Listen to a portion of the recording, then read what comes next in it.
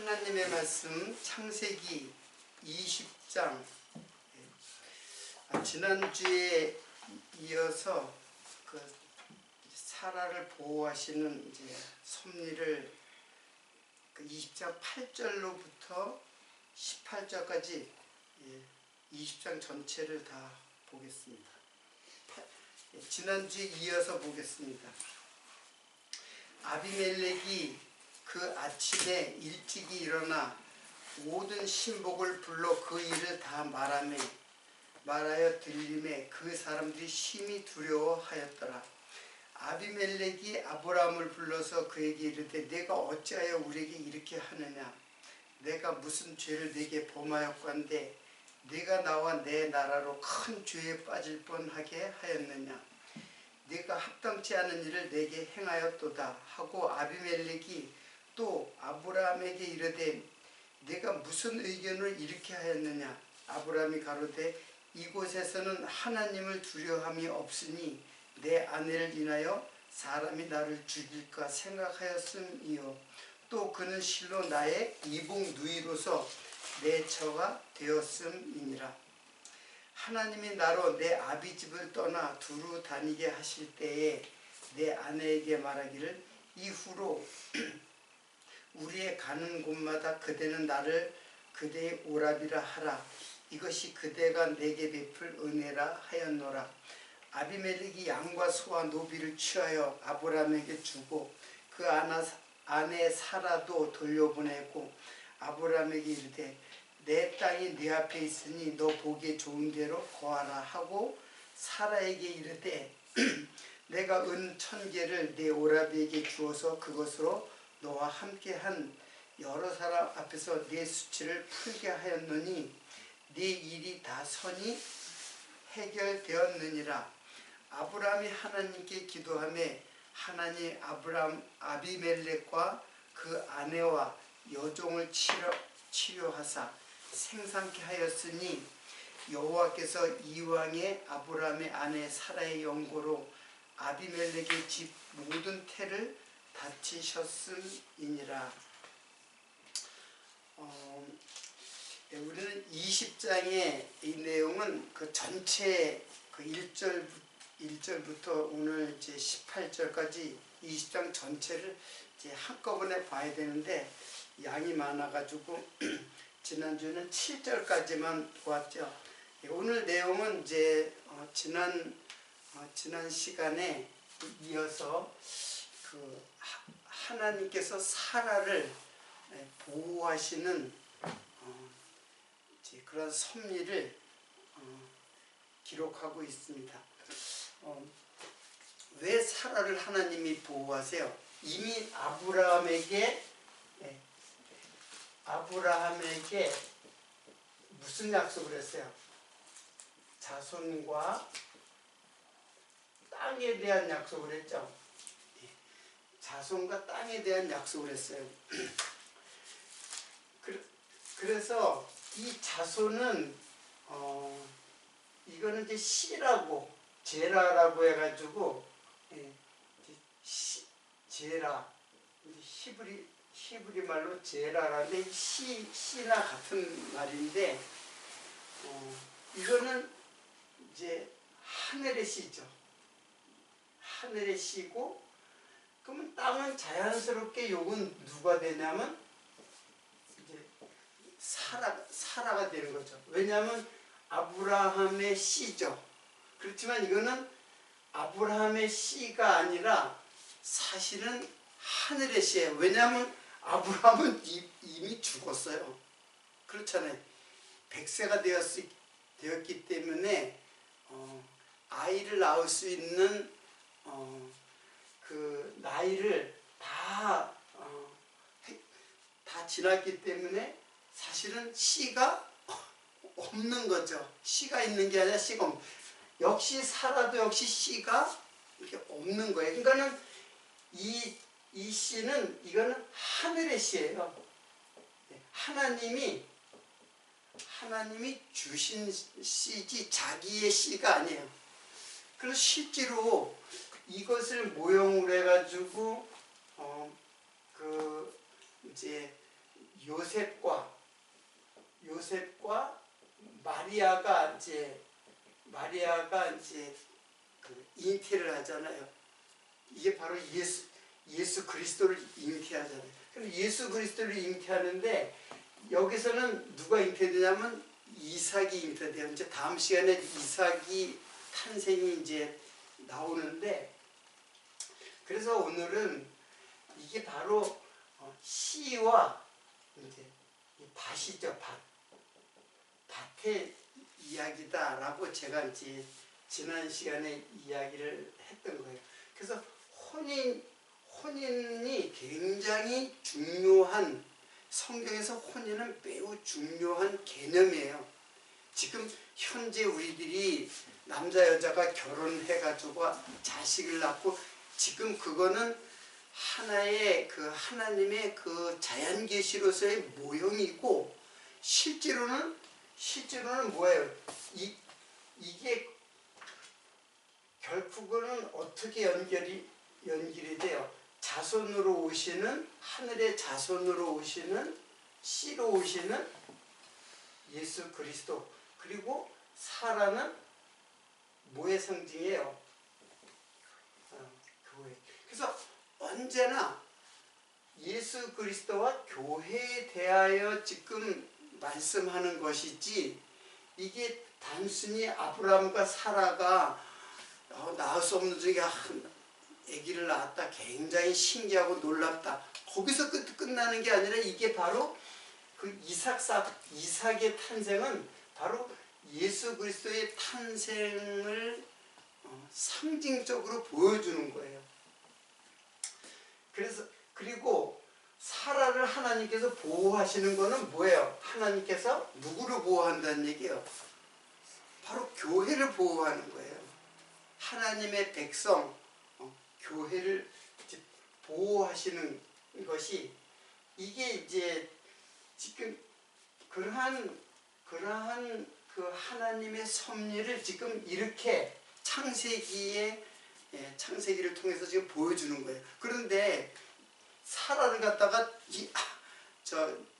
그랄 왕 아비멜렉이 사라를 갖다가 취하려고 하는 거예요. 사라를 갖다가, 사라가, 여러분 좀 이상한 거 못 느꼈어요?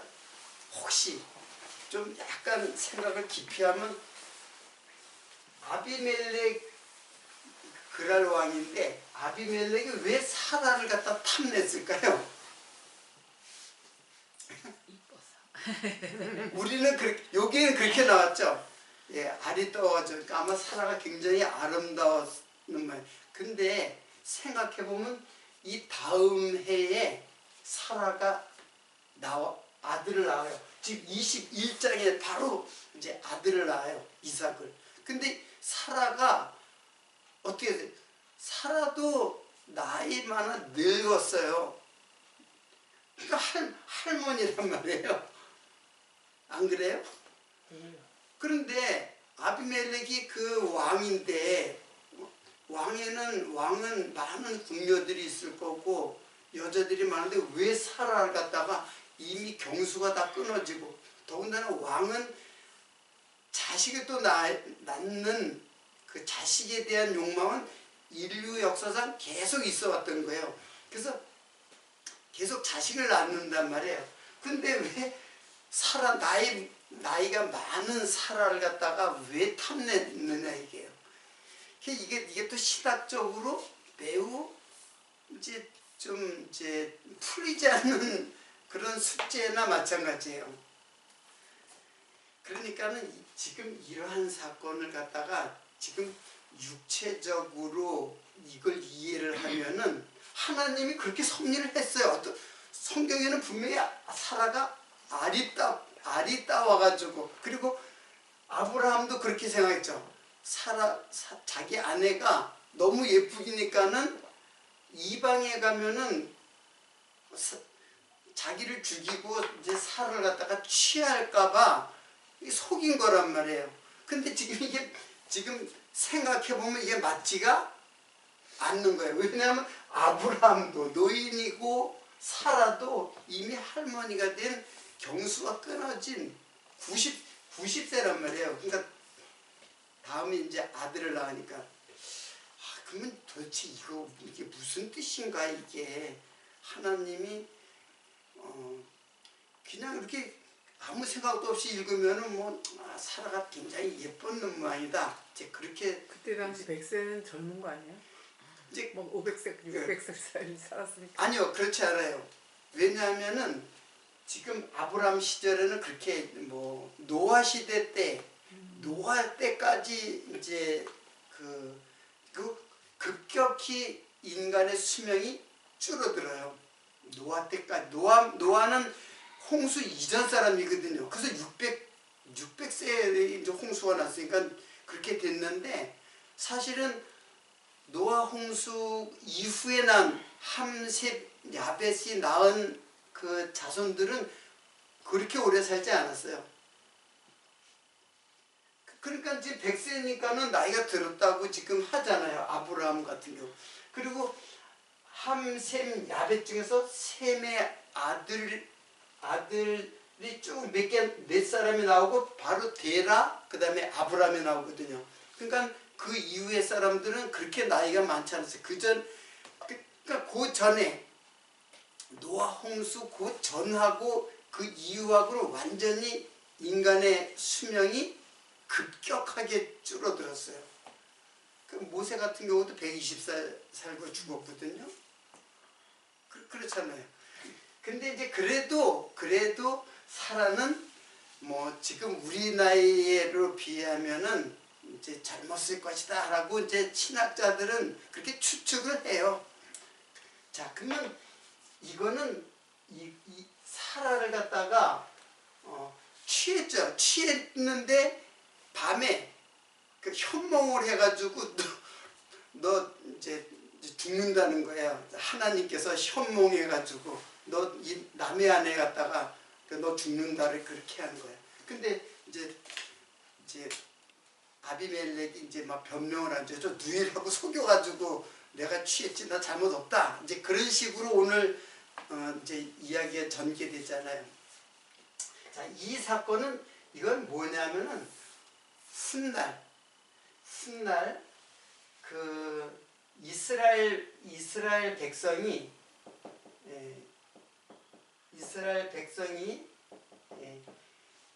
그 바벨론에게 그러니까 이때는 이스라엘과 남쪽 유다로 나눠졌을 때예요. 그러니까 북쪽 이스라엘이 아니라 남유다죠. 그래서 이때부터 이제 유대인이라는 말이 이제 나눠지면서 유대인이라는 말이 이제 사용된 거예요. 그리고 북쪽 이스라엘로 갔던 거는 아수르에게 멸망을 해가지고 완전히 이 역사에서 사라지게 돼요.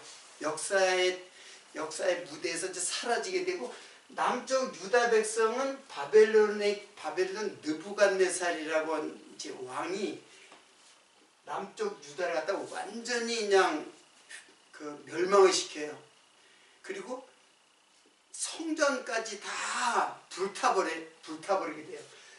그래서 바벨론 아주 그냥 먼 곳에 끌려가가지고 다 흩어져 유다 백성을 다 흩어버려요. 그랬는데 하나님이 70년 예레미야 선지자부 70년이 지나면은 네 고국으로 돌아온다는 희망의 소식을 전해줘요. 그러니까 예언을 하는 거죠. 70년을 참으면은 너 고국으로 들어온다. 그래서 정말로 예언대로 70년 후에 어떻게 해요? 귀환하죠. 본국으로 귀환해요. 귀환하고 성전도 재건을 해요. 자, 그래서 다 복구가 돼요. 이 사건은 이게 교회잖아요. 그리고 구약에는 이스라엘 뭐예요? 백성이에요. 이스라엘 백성을 갖다가 모형으로 해가지고 사실은 교회를 말하는 거예요. 그래서 하나님의 백성이 바벨론에게 끌려가 가지고 고난을 당할 것을 예언하는 사건이 바로 사라가 아비멜렉이 사라를 취한 거예요. 이게 그러니까 사라가 이제 고난을 받는 그런 거거든요. 근데 하나님이 다시 돌아와요. 그래서 거기에 그런 말씀이 있죠. 예?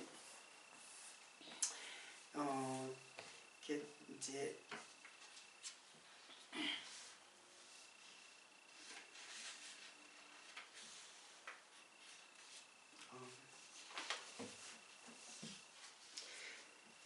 창세기 20장 오늘 읽은 말씀, 지난주에 읽은 말씀 20장 7절에 보면 그 사람의 아내를 돌려보내라.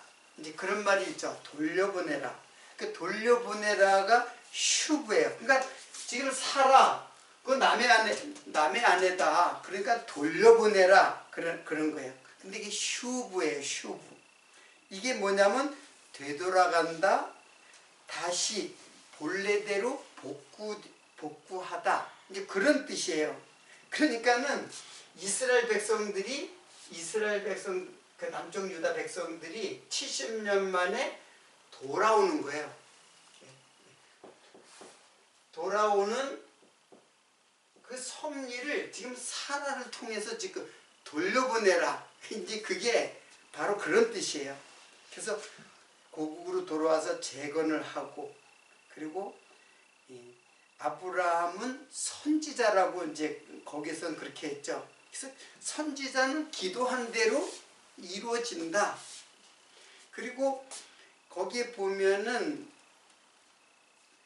그 20절에 보면은 3절에 보면은 그 밤에 하나님이 아비멜렉에게 현몽했다는 것은 꿈에 나타났다는 얘기죠. 그에게 이르시되 네가 취한 이 여인을 인하여 네가 죽으리니 그가 남의 아내임이니라. 실제로 여기 바벨론의 남유다를 침공했던 왕이 누구냐면 느부갓네살이에요. 느부갓네살. 이게 바벨론을 이제 세운 왕이거든요. 느부갓네살이 꿈을 꿔요. 그거 혹시 아시는지 모르겠어요. 그 다니엘서에 나오는데 꿈을 꿔요. 꿈을 꾸는데 지금 여기도 사라를 취해가지고 아비멜렉이 꿈을 꾸죠. 꿈을 꾼단 말이에요. 느부갓네살도 꿈을 꿔요. 근데 꿈이 뭐냐면은 이제 꿈 얘기하면 이제 길어지는데 한마디로 제국들이에요. 제국들이 모든 제국. 바벨론 이전에 아수르, 그리고 바벨론, 그리고 메데 파사, 이게 페르시아예요. 페르시아. 그 다음에 헬라, 이제 그리스죠. 헬라, 로마. 이게 중동의 제국들의 이제 흥망성쇠거든요. 아수르가 멸망되고 바벨론을 멸망시킨 페르시아를 멸망시킨 헬라를 멸망시킨 로마, 이런 식으로 역사가 이제 흘러가는데 여기에 이것을 갖다가 큰 신상으로 꿈을 꿔요. 큰 신상으로. 그 신상으로 꿈꾸는 것 갖다가 일일이 그걸 다 이제 설명을 하는데 이제 설명이 좀 이제 길어지니까 한마디로 모든 제국들이 뜨인 돌이 다리를, 여기 이제 이게 다리예요. 다리, 발과 종아리, 여기는 뭐 가슴, 뭐 이렇게 이제 배, 뭐 이런 식으로 사람 신상을 갖다가 차례대로 이렇게 했어요. 그리고 뜨인 돌이 와가지고 이게 다 무너져요. 신상이 무너져요. 그런 꿈을 느부갓네살이 꾸는 거예요. 근데 그걸 이제 다니엘이 이제 해몽을 해주죠. 한마디로 뜨인 돌은 누구예요? 이건 로마 시대 때 누가 탄생하냐면 바로 예수님이 로마가 집권했을 때에 이제 유대에서 태어났거든요. 이게 바로 뜨인 돌이에요. 예수님이 뜨인 돌이에요. 그 뜨인 돌이 여기 다리를 치니까 이게 다 무너져 버리는 꿈을 꾼 거예요. 누가? 느부갓네살. 이때 바벨론 왕인데 이 앞으로 되어질 일을 갖다가 꿈을 꾼 거예요. 자, 결국에는 씨가 이제 그래서 여기 저 보면은 이제 누구나요? 아비멜렉이 태가 다쳐버려요. 태가 다치는 거는 왕의 태가 다친다는 거는 그 나라가 어떻게 되냐? 그 나라가 무너진다는 뜻이죠. 하나님이 그렇게 하는 거예요. 근데 이제 아브라함이 이제 결국은 이제 기도를 해가지고 치료를 해줘요. 아브라함이 이제 거기에 이제 오늘 본문 말씀에 이제 읽은 말씀인데 마지막이 몇 절이냐면 아브라함이 하나님께 기도함에 하나님이 아비멜렉과 그 아내와 여종을 치료하사. 그러니까 아브라함이 하나님께 기도를 하니까는 그러니까 아비멜렉이 태가 다쳐버린 거야. 태가 다쳤다는 말 알죠? 아기를 못 낳는다는 얘기야. 그 태가 다쳤는데 아브라함이 하나님께 기도하며 하나님이 아비멜렉과 그 아내와 이 아비멜렉이 자기 아내도 있는데 그랬어. 여종을 치료하사 생산케 하였으니까 그러니까 그러니까 치료를 하니까 태가 이제 생산할 수 있게 된 거예요. 여호와께서 이왕에 아브라함의 아내 사라의 연고로 아비멜렉의 집의 모든 태를 다치셨음이니라. 다치셨다가 이제 치료를 했다는 얘기죠. 그러니까 다시 열어줬다는 얘기예요. 자, 그래서 지금 이 말은 지금 결국 씨와 밭의 이야기고 그게 무슨 얘기예요? 결혼의 이야기잖아요. 그럼 결혼하면 뭐 어떻게 돼요? 자녀를 낳는 거죠. 이걸 갖다가 이 자녀를 낳는 걸 이게 열매라고 그래요. 열매. 무슨 열매? 태의 열매. 그래서 태의 열매를 하나님께서 주관하는 거예요. 결국에는 하나님이 태의 열매를 열기도 하고 닫기도 하고 하나님이 주권으로 하시는 거예요. 그래서 우리가 이제 하나님의 이제 언약에 보면은 생육하고 번성이라는 말이 있잖아요. 생육 번성이 뭐냐면 이게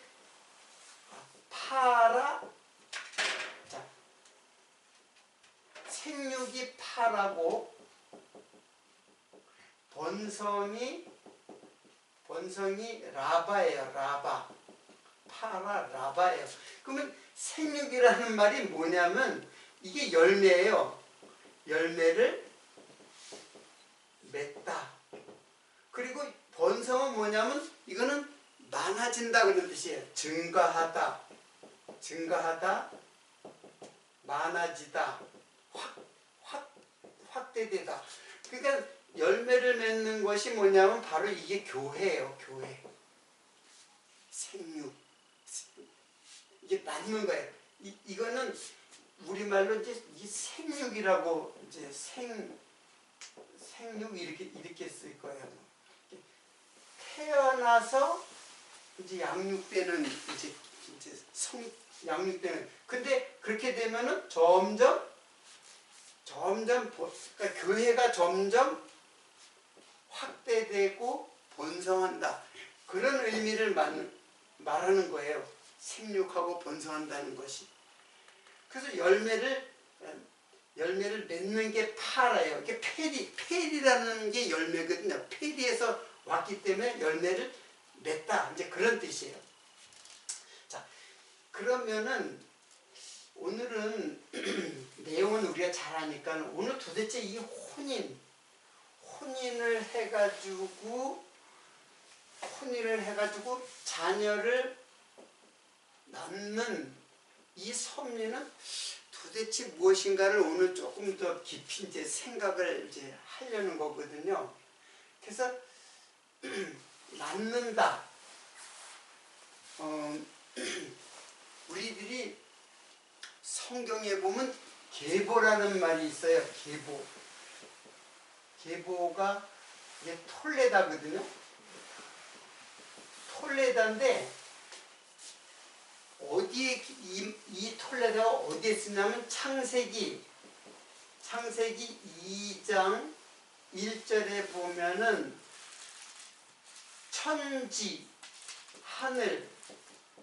하늘과 땅 천지에 창조하신 대략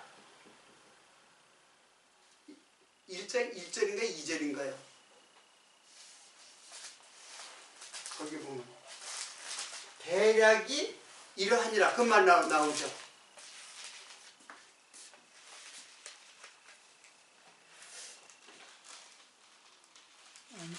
아 2장 4절에 나오죠. 네. 네. 요 대략 여기는 내력이니 이랬네. 근데 그래서 이제 봐요. 이게 히브리 말로 뭐냐면 톨레다예요. 이게 대략이라고 하기도 하고 내력이라고도 번역이 된 성경이 있어요. 근데 이제 그게 이제 그 성경은 내력이라고 이제 근데 이 톨레다가 뭐냐면은 이게 계보예요. 계보 또는 족보 그리고 내력이라고도 번역되고 그리고 또 가문이라고도 번역이 되는 단어가 톨레다예요. 근데 이 톨레다에서 얄라드라는 것에서 온 말이에요. 톨레다가 얄라드에서 온 말이에요. 그럼 얄라드가 뭐냐면 이게 바로 나타예요. 이게 자녀를 낳다. 그러니까는 자녀를 낳는 계보죠. 자녀를 낳는 계보예요. 그래서 이렇게 번역이 됐어도 다 같은 의미예요. 그래서 대략이 그렇다, 뭐 내력이 이렇다. 그러면 그것이 쓰여진 용례를 한번 볼게요. 창세기 5장 1절에 한번 보세요. 5장 1절에 보면 아담 자손의 계보가 이러하니라. 그거 나오나요? 그러죠. 그 아담 자손의 계보가 이러하니라 할 때 이게 톨레다예요. 그리고 또 창세기 10장 1절에 보면은 한번 보세요. 이건 확인이에요. 노아의 아들 셈, 함, 야벳의 후예, 거기 후예라는 말 나오죠. 거기는 그렇게 번역됐나요? 후예로 번역돼 있죠. 그러니까 이게 후예로도 번역이 됐어요. 그러니까 이 톨레다가 이렇게 많이 번역이 다 됐지만 단어는 톨레다 똑같아요. 다 톨레다예요. 자, 근데 이 톨레다가 얄라드에서 온 말이에요. 그런데 한 가지 이제 내가 창세기 할 때 이거 다 설명했는데 거기 천지 창조 그러니까 이게 이제 하늘과 땅을 창조했을 때도 톨레다를 쓰고 그리고 아담 그리고 노아 이럴 때도 그 뒤로 자손들을 쭉 얘기할 때 누가 누굴 낳고 누가 누굴 낳 할 때 이게 톨레다를 써요. 그러니까 이거는 지금 하늘과 땅을 창조한 것은 지금 계보에 대한 이야기예요. 저기 아벨은 죽었으니까는 이제 저기 없는데 아벨 대신 셋의 계보가 아담, 셋 이렇게 나와요. 아벨이 없기 때문에. 근데 가인이 있죠. 근데 가인은 계보라는 말을 사용하지 않아요. 그냥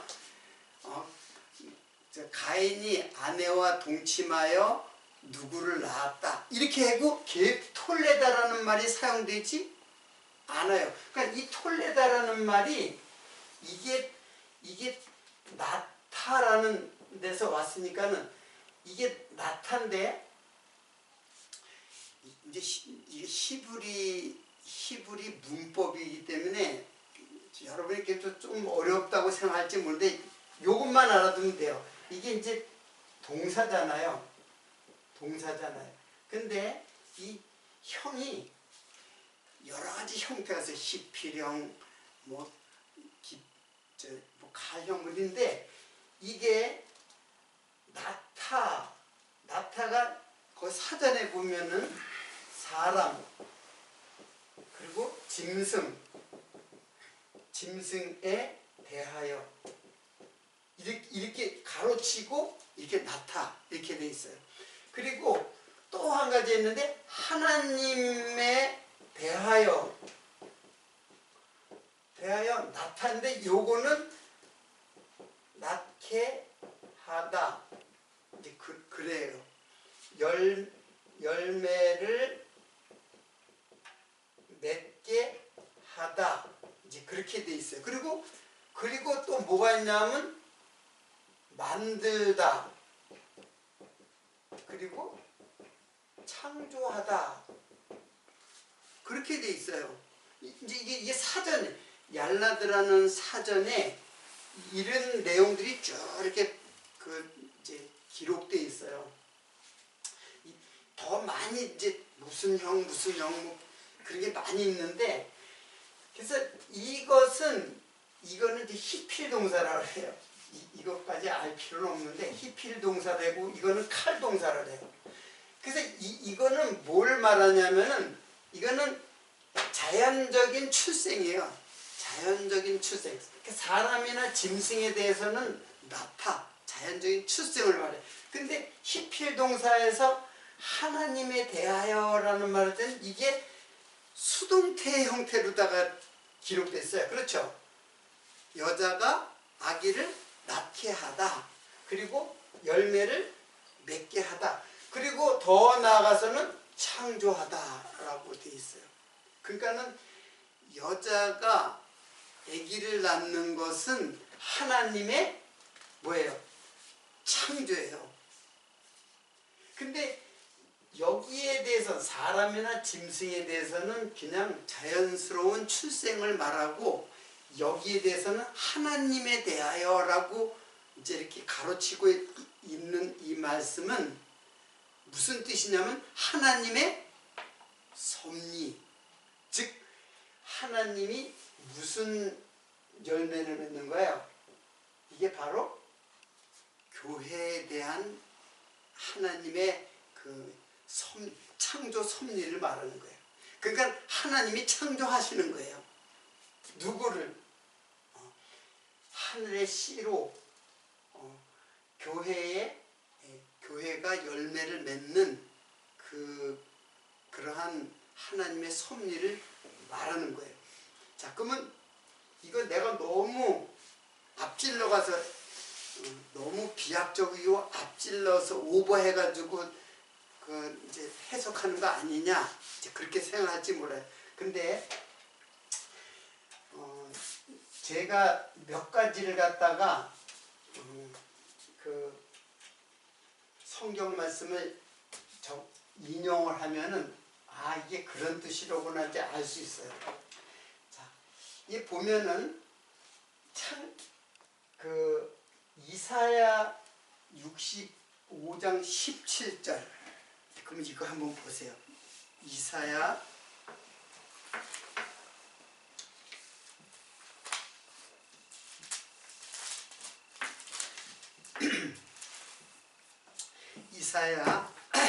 65장 17절. 보라, 내가 새 하늘과 새 땅을 창조하나니 이전 것은 기억되거나 마음에 생각나지 아니할 것이라. 자, 요때 새 하늘과 새 땅을 창조한다 그랬죠. 근데 그 성경 규절의 병행 규절이 요거와 요거는 병행 규절이에요. 한번 봐보세요. 고린도후서 5장 17절.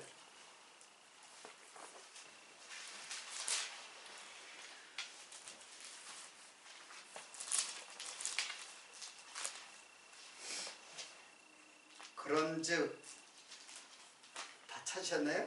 그런즉 누구든지 그리스도 안에 있으면 새로운 피조물이라. 이전 것은 지나갔으니 보라 새 것이 되었도다.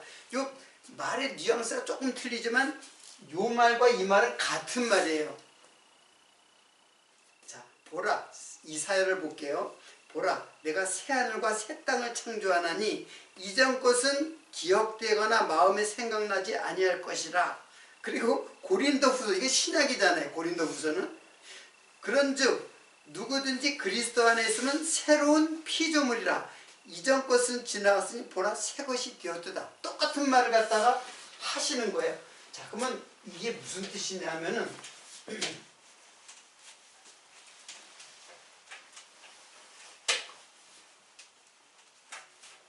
지금 이 말씀은 잘 알죠. 지금 계시록에도 지금 여기에 새 하늘, 그러니까 새 하늘과 새 땅이 있었는데 이 계시록에 보면 새 하늘과 새 땅과 처음 하늘과 처음 땅을 갖다 구별을 해요. 그러니까 창세기 처음 하늘과 처음 땅은 뭐예요? 창세기에서 하늘과 땅이죠. 그게 뭐예요? 천지잖아요. 하늘과 땅을, 천지를 창조하시니라. 이제 그랬잖아요. 이 창세기에서는. 근데 계시록에서는 뭐예요? 새 하늘과 새 땅. 근데 여기 새 하늘과 새 땅, 요 새 하늘과 새 땅이 지금 고린도후서에 여기에 새로운 하고 같은 말이에요. 카이로스라고 하는 같은 말. 이거는 이제 히브리 말이니까 이제 다른 말, 똑같은 말인데 히브리 말로 기록되어 있죠. 그러니까 지금 이 창조가 하늘과 땅, 그 창조는 바로 무엇을 말하는 거냐면은 바로 이 창조의 섭리는 하늘의 시, 그리고 이게 이제 시와 밭이라고 그랬잖아요. 그러니까 예수 그리스도와 교회를 말. 그래서 새 하늘과 새 땅, 이게 지금 성도를 지금 말하는 거거든요. 그러니까 창조라는 게, 이 창조가 이게 지금 저 하늘하고 땅을 창조하는 게 아니라 바로 누구 창조예요? 새로운 피조물. 이게 누구예요? 이게 성도잖아요. 교회의 성도잖아요. 새로운 피조, 그리스도 안에 있는 새로운 피조물 창조예요. 그러니까는 지금 창세기의 이 창조는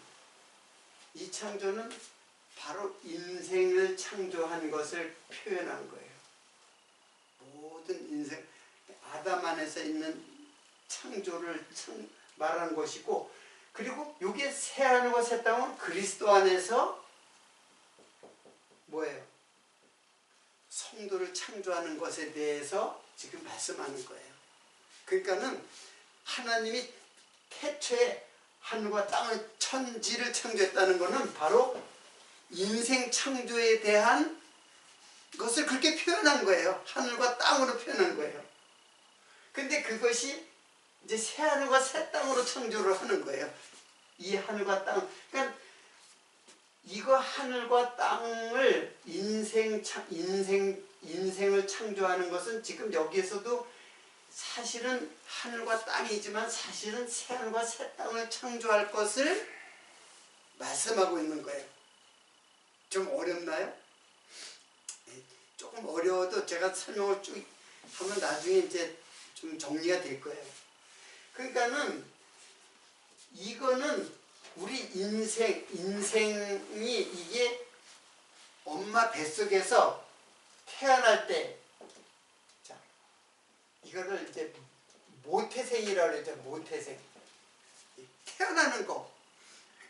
그 태어났는데 새하늘과 새 땅으로 창조하는 거는, 그러니까 창조가 낳는다는 말하고 같다 그랬잖아요. 얄라드라는 말이 낳게 하다, 그리고 열매를 맺게 하다, 그리고 만들다, 창조하다. 그러니까 지금 하나님이 하늘과 땅을 창조하는 모든 인생을 창조하는 것에 대해서 지금 이렇게 설명하는 거예요. 그리고 그걸 갖다가 새하늘과 새 땅으로 창조하는 거예요. 이게 성도의 창조. 그러니까 이게 모태생이고, 이거 엄마 뱃속에서 태어나는 거고, 이거는 성령으로 태어나는 중생을 말하는 거예요. 거듭나는 거예요. 한 번 나고 두 번 나는 거예요. 그걸 갖다가 이렇게 표현한 거예요. 그 하늘과 땅을 창조했다라니까 그냥 하나님이 저 하늘을 하나님이 창조했구나.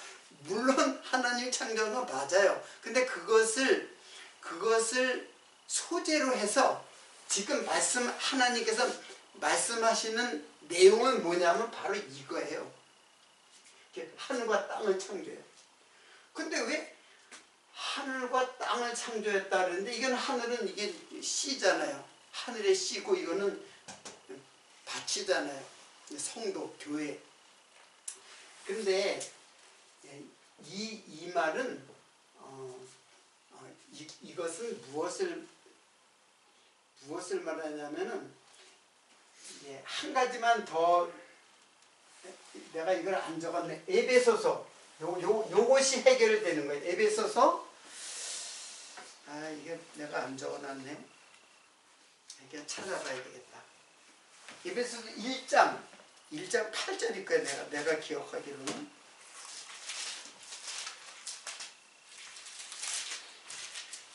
에베소서 1장 8절이 아니고 9절과 10절이에요. 자, 읽어보겠습니다. 자, 이게 중요한 거니까 1장 9절로 10절. 이게 이제 이게 하늘과 땅을 통일한다는 말이 있어요. 자, 읽어보겠습니다. 9절. 그 뜻의 비밀을 우리에게 알리셨으니 곧 그 기쁘심을 따라 그리스도 안에서 때가 찬 경륜을 위하여 예정하신 것이니, 하늘에 있는 것이나 땅에 있는 것이 다 그리스도 안에서 통일되게 하려 하심이라. 그러니까는 지금 하늘과 땅을 창조한 거는 결국 하나님께서 어떤 섭리를 하냐면 하늘과 땅을 통일시켜가지고 새 하늘과 새 땅이 되는 거예요. 그래서 처음 하늘과 처음 땅이 없어졌다 그랬잖아요. 그 육체에 속하는 세상이 다 사라지고 예수 그리스도 안에서 새 하늘과 새 땅, 이게 통일된 거예요. 그러니까는 이것은 이제 물론 분리겠죠. 그러나 이거는 뭐예요? 통일이에요. 누가? 예수 그리스도와 누가? 교회가 통일된 거예요. 하나가 된 거예요. 그래서 통일이라는 말을 제가 찾아봤더니 이게 아나 케팔라이오 이렇게 돼 있더라고요. 이게 뭐냐면, 아나는 이제 전치사든 접수해 위로 그런 뜻이에요. 위로. 그리고 케팔라이가 이게 머리예요. 머리. 그리고 케팔라이 오오 하면 머리가 상하다. 그런 뜻이에요. 머리가 상하다. 그럼 여러분 지금 요 말만 보면은 벌써 이게 무슨 뜻인 줄 알겠죠. 이거는 누구예요? 교회의 머리 대신 누구? 예수 그리스도죠. 예수 그리스도께서 머리가 상하시는 거예요. 머리가 상한다는 것은 예수님께서 십자가에 못 박혀 죽으신다. 교회의 머리 대신 예수께서 십자가에 못 박혀 죽으니까는 십자가에 못 박혀 죽으심으로써 우리가 예수와 뭐가 돼요? 하나가 되는 거예요. 통일이 되는 거예요. 그러니까는 이게 하늘과 땅을 통일한다고 그랬잖아요. 근데 내 통일을 보니까 이게 다 누구예요? 예수 그리스도예요. 예수님이 머리가 상해요. 예수님의 머리가 상한다는 것은 십자가에 못 박혀 죽으심으로 말미암아 우리가 하늘로 위로 통일된다 그런 뜻이에요.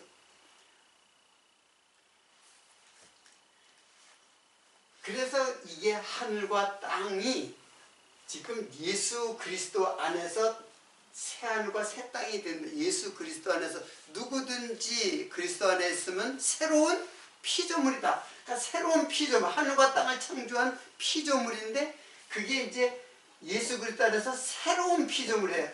카이로스, 새로운 피조물이 됐어요. 그게 누구예요? 그게 바로 성도란 얘기예요. 그래서 지금 이 말씀들은 그냥 단순히 결혼의 문제가 아니라 바로 약속한 씨와 약속한 그 자손과 그리고 약속한 땅이죠. 이게 바로 예수 그리스도와 교회에 대하여 약속을 한 거예요. 그래서 그 약속의 자손으로 누가 오냐면 바로 이삭이 오는 거예요.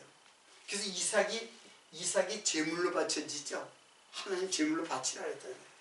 그 예수가 십자가에 못 박혀 죽으실 것을 이미 이삭 사건을 통해서 지금 알려주는 거예요. 자, 이것이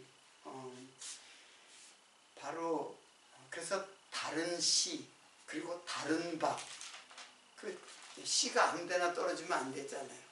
그래서 그 사라를 갖다가 하나님께서 보호하시는 거예요. 그거는 바로 성도를 보호하실 것에 대한 모형을 지금 말씀해 주고 있는 것입니다. 그래서 오늘까지는 그냥 그 아비멜렉의 이 사건으로 20장을 마무리하고 다음 시간에는 바로 이삭이 탄생하게 된다. 이건 이삭 탄생은 바로 예수 탄생에 대한 모형이에요. 그래서 다음 주가 크리스마스가 아니죠. 다음 주가 크리스마스죠. 약간은 차이가 있는데 하여튼 이삭 사건은 바로 예수 그리스도의 탄생에 대한 모형으로 이삭이 탄생을 합니다. 이삭 탄생은 뭐 다른 것 아니 예수님이 이 땅에 오신 거는 순전히 제물이 되기 위해서 오신 거예요. 우리를 구속하기 위한 희생의 제물이 되기 위해서 오신 것이 바로 예수 그리스도의 탄생입니다. 한 해가 마무리되고 이제 성탄절이 이제 다가오는데 우리는 1년 동안 다 예수 그리스도에 대해서 공부를 했고 또 앞으로도 내년에도 예수 그리스도가 누구신가 그 예수 그리스도를 깨닫는 것이 바로 우리들의 구원에 대한 구원의 구주 되신 예수를 구세주 예수를 깨닫는 것이에요. 그거 알아야죠. 예수를 알아야 예수를 모르면은 예수라는 우상을 쫓게 되는 거예요. 예수를 알아야 우리의 믿음이 되는 거지 예수를 모르고 예수를 믿으면 그게 우상을 믿는 것이 되는 거예요. 그래서 여러분들은 날마다 말씀 안에서 깊은 이 하나님의 놀라우신 섭리의 그 뜻을 잘 이해하고 올해도 하나님께서 우리에게 많은 말씀으로 인도하셨듯이 내년에도 하나님의 지혜로 성령께서 우리들을 인도하시기를 빌면서 오늘 말씀을 마치도록 하겠습니다.